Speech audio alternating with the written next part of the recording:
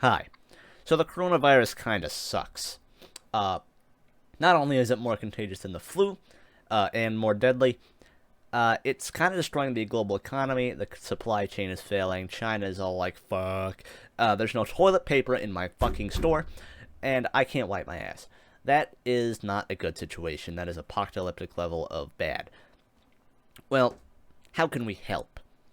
Well, the solution everyone else seems to have is to just fucking complain about it and wait until someone else does it. But that is not the solution I have in mind.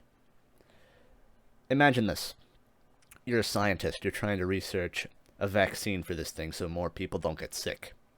Well, how are you going to research a vaccine for something that's specific? Well, you can't just look at the fucking thing. It's tiny. It's a virus. So what do you have to do? You have to simulate that virus. You have to simulate how it behaves. Now, simulations, where do they happen? They happen on computers. Now, to simulate something that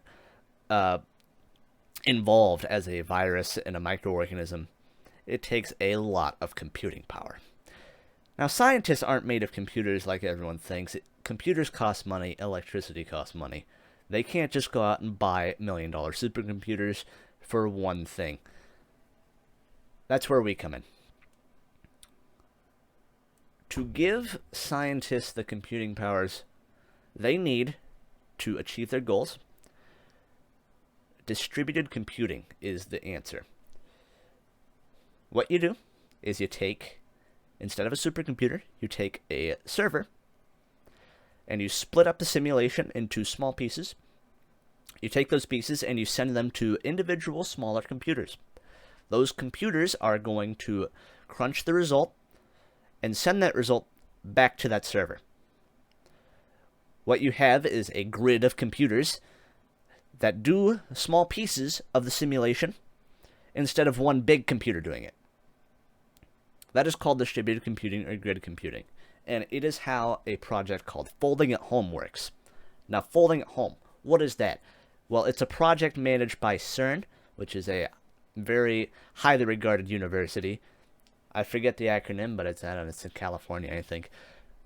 Basically, protein folding. Protein folding is the process in which a string of proteins comes to form its three-dimensional shape.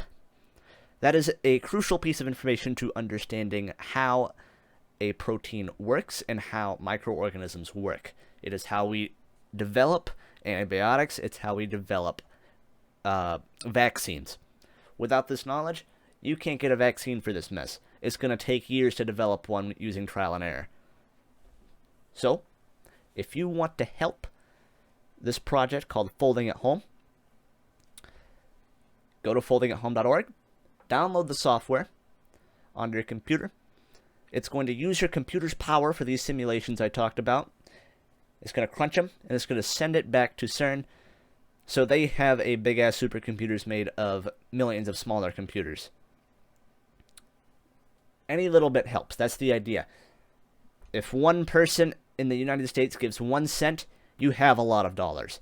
I think you have like $365,000 if every person in the United States gave 1 penny to one person. That's a lot. It may not be like much to the individual, but added up over millions, thousands of computers, you got a lot of processing power to throw at this thing. Me personally, I've got 21 computers total crunching. It's a big power bill. It kind of sucks, but hey, I'm doing what I can. I want you to go out there, go to foldingathome.org, install the software so you can contribute to coronavirus research instead of complaining about it on the internet, because doing something about it is infinitely better than hoping someone else is going to do something about it. So instead of being the guy that wants someone else to do it, be the guy that actually helps and does it. You don't have to pay money, although electricity costs money. You just got to have a computer. You got to know how to install software. You got to know how to press a few buttons on a keyboard. Do it, install the software, contribute to science, contribute to coronavirus research so I can have toilet paper to wipe my ass. Thank you.